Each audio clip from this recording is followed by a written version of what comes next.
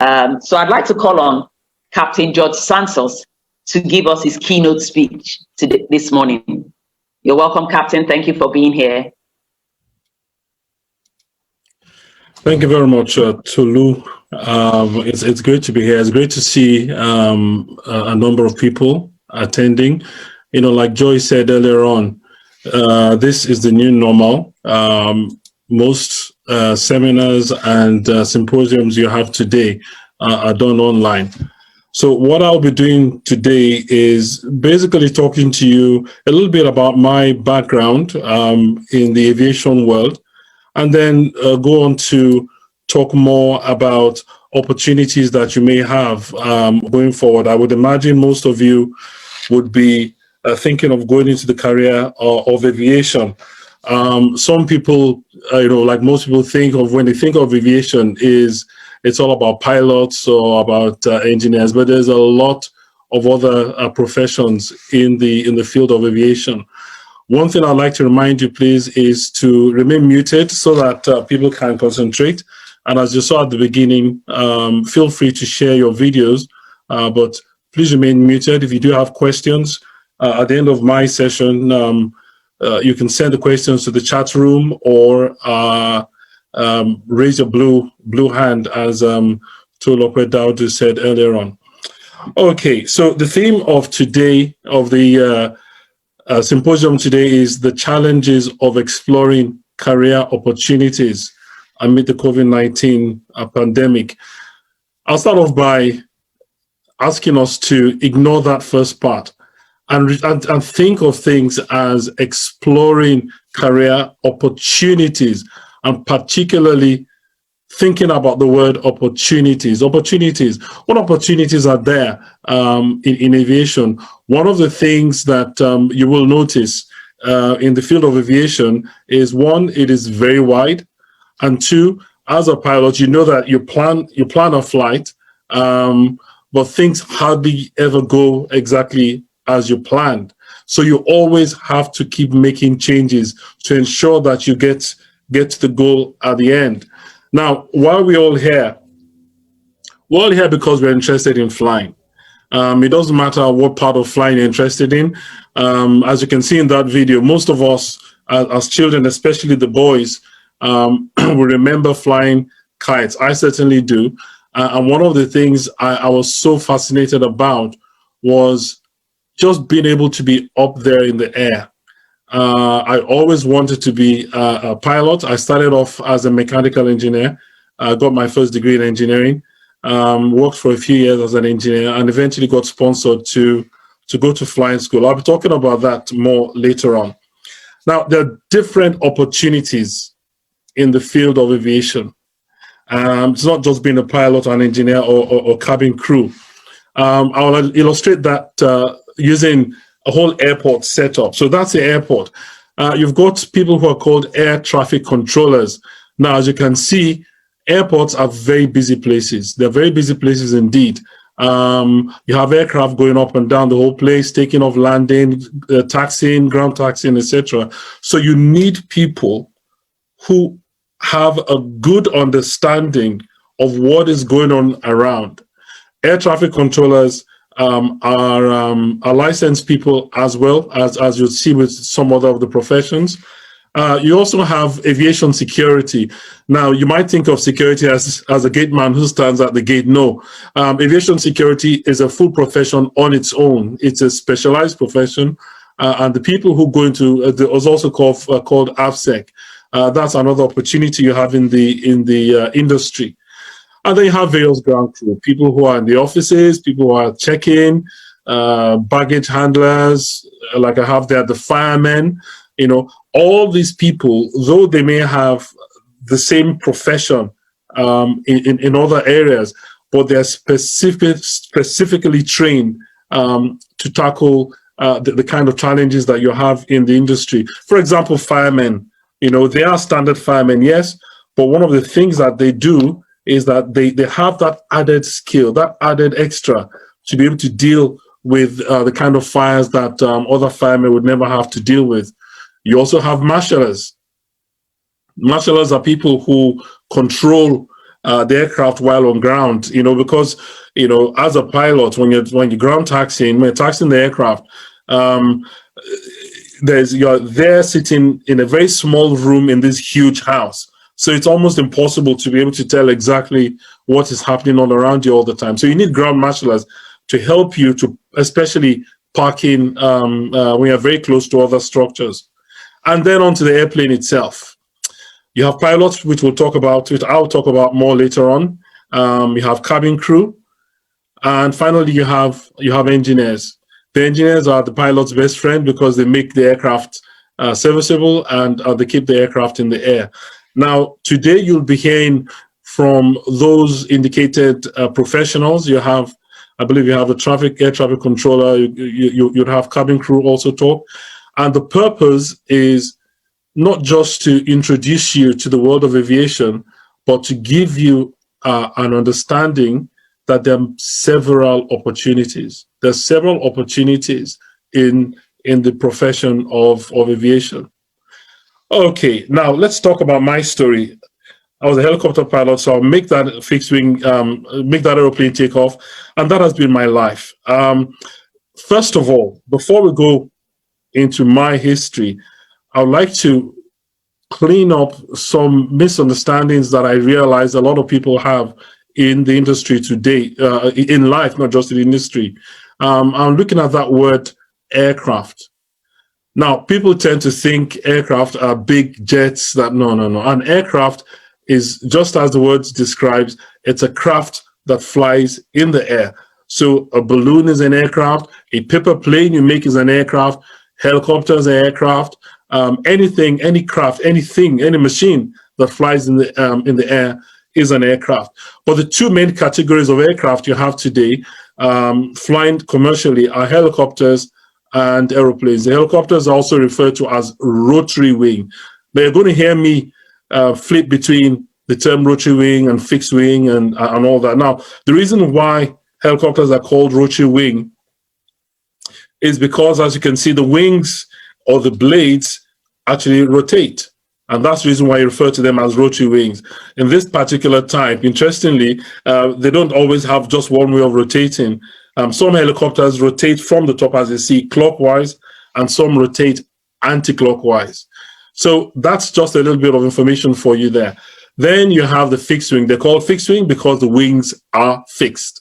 So as I go along, as I'm talking, I would refer to rotary wing and fixed wing because that's generally the kind of parlance that you use as an aviator. So my story. After a few years working as an engineer, I was sponsored by Bristol Helicopters to train in the UK, and that was in 1991. That's me there in my class. Interestingly, that was the first class in the history of the school that we all graduated. We all graduated, which was very strange because there was about a 40% failure rate generally. So I'm very proud to say that. Now, we have probably about 3 or 4 or 5 of us who are still actively flying. I'm not actively flying anymore, sadly. But we have the gentleman sitting bottom from the left, Inderjit Singh. He is from Trinidad and he's still flying actively, is a trainer. The one sitting right next to him was with Emirates. He went on to back to fixed wing and flying the A380 there. So my flying training, I started off flying fixed wing, flying aeroplanes. That's a particular aeroplane I trained on. After that, and then I went on to helicopters. Started off flying the teeny weeny Robinson there with the engine sounded like what we used to call a lawnmower, just a small 2-seater helicopter there.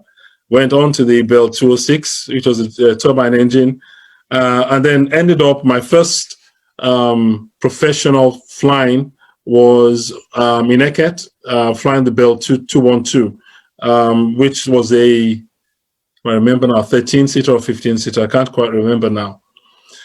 Through various types onto what I retired, semi-retired on, the EC225. I was flying that in Aberdeen in Scotland, in the UK. And that was me on my I think that was my last week of flying before I stopped flying actively.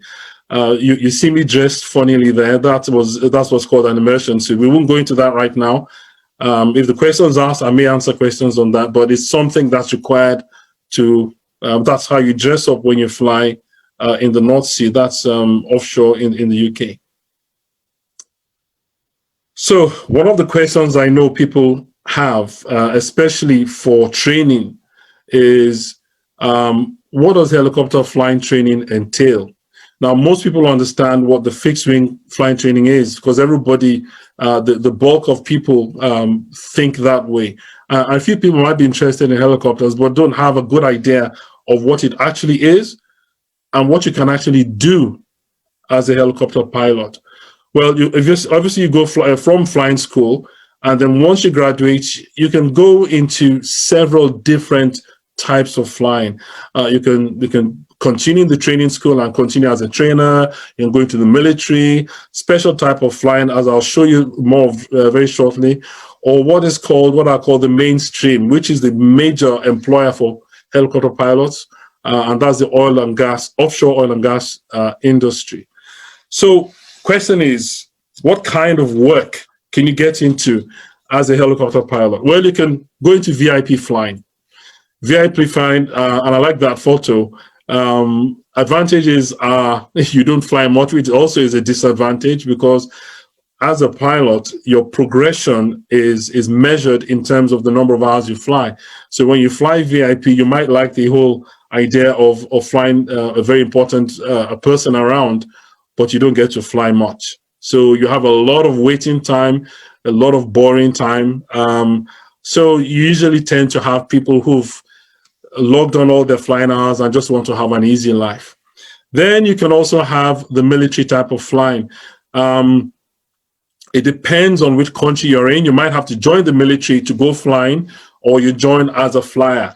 But military flying, which I mean, for most people, it's you might end up in a war zone or having to defend your country. Some people like that, others don't. Some of us don't like getting shot at. Others don't mind it at all. You can go into the news or the movie industry. You can also go into search and rescue, and this is something that is not very well known, especially in the Nigerian environment. Search and rescue. Basically, as you can see from that picture, your job it's a very, very type of flying. So you rescue people from boats, from mountains, from car crashes, from all sorts of things. And the search and rescue crew, unlike what you have in most helicopter types where you have the pilot and the co-pilot, you have 4 crew. The standard crew for search and rescue is 4. So you have the pilot, the captain, you have the co-pilot, you have a crewman and a winchman. Now the winchman, you cannot see him. He's inside the cabin. He's the one who controls the cable that the man outside is hanging on. So you have the 4 of them. So you have the pilots who fly, the man inside the cabin, and the man who hangs out. Now the people in the cabin, the winchman and the winch operator, or winch op as they're called, are both paramedics. So as you can see, this whole business of aviation encompasses several other disciplines as well. I've talked about security. Now I'm talking about medicine. So the crewmen and the winch operator are both paramedics. You can go into oil and gas, which is where I spent basically all my flying career, and this is what my life was. To me, this is a pretty sight. To some people, that the sight of the huge ocean might be scary, but that is one of the jobs you can go into. You can fly for the police, and finally, you can do firefighting. We don't have that much of that kind of work in Nigeria because we don't tend to have these fires. But this gives a good idea of what opportunities you have as a helicopter pilot this time in the industry. So the big question is, what is the future? What do we have for the future? Now, all businesses have their ups and downs. I wouldn't like, I did say ups and downs, but I wouldn't like to describe it as that, because what impression it gives is that you have the good days and the bad days. I'd like you to see it as the really good days and the not so good days, because there's always opportunities. Today, as you can see from that picture, this is about what the aviation industry feels like. It seems so gloomy. The weather seems so bad. Everything, the outlook with COVID and all that, everything looks so bad. But one thing I'd like to point out, the aviation industry has always weathered the storm of every single issue that has been thrown at it. Sometime in the 90s, we had the oil crisis, and the industry went down. But it did recover. Again, in 2001, we had the 9/11 issue, where basically the whole aviation industry in the United States was shut down, and that affected other countries as well. Today, it is COVID. COVID-19 pandemic is worldwide, and people tend to see it as the end. Now, one of the interesting things about aviation, I would say, is this. Because aviation is the only way to get from point A to point B, regardless of the terrain underneath, it will always be needed, because you can drive, yes, but you cannot drive to the United States. You can sail, yes, but it's going to take you months to sail from, say you want to sail from a place like Iceland to Australia. So it is the fastest, most convenient way of traveling from point A to point B, regardless of the terrain. So there will always be a recovery, because it is something that is needed. Today, we are around about there. But what you begin to see is that the industry will turn the corner. And I would say, for those of you who are budding aviators right now, that this is the very best time to get in the industry, because as you go into training and the industry begins to recover, you will be very primed to get your foot in through the door. So you might ask the question, so what next? Well, look at the initial slide we had. The whole business of aviation is very varied. And one of the things I would like to say is this, that you have to think of it more as an opportunity, a set of opportunities open to you, rather than a challenge. I mean, there's someone called Milton Berle, and this is what Milton said, that if opportunity doesn't knock, you build a door. And I repeat that, if opportunity doesn't knock, you will build a door. Right now, you may want to be a pilot, you may want to be an air traffic controller, you may want to be a cabin crew, you may want to be an engineer. Whatever the case may be, things may look gloomy today, but remember, the path between two lines is not always a straight line. One of the things I like, in closing, one of the points I like to make about this fact is, I used to live in Calgary, in Canada, and when driving from Calgary to Vancouver, which is about a day's drive, you drive through the Rocky Mountains. Now, when you look at the pathway of the drive, it's not a complete straight line from Calgary to Vancouver. In fact, there are about 3 parts of the trip where the route takes you away from your destination. Now, when you look at the map and you go, this doesn't make sense. Why is this person driving backwards? He wants to go from Calgary to Vancouver. Why is he going back to Calgary? Because there are obstacles on the way. There's some mountains that it made more sense to go round rather than blasting through the mountain. So it's the same thing in your lives. You may want to drive from Calgary to Vancouver. You have to understand that there are times you're going to drive backwards. There are times you're going to go sideways. There are times it's going to look like it doesn't make any sense. Why am I doing this? But if you keep your focus on what you're trying to achieve, you will achieve it at the end of the day. In my career, I have been very blessed. I've been very blessed that, yes, I haven't paid a single penny. I joined the industry just as it was at the bottom and coming up. So all my training, everything I've done in my career has been free. It doesn't always turn out that way. Some people have to spend hundreds of thousands of dollars, to get themselves to that point.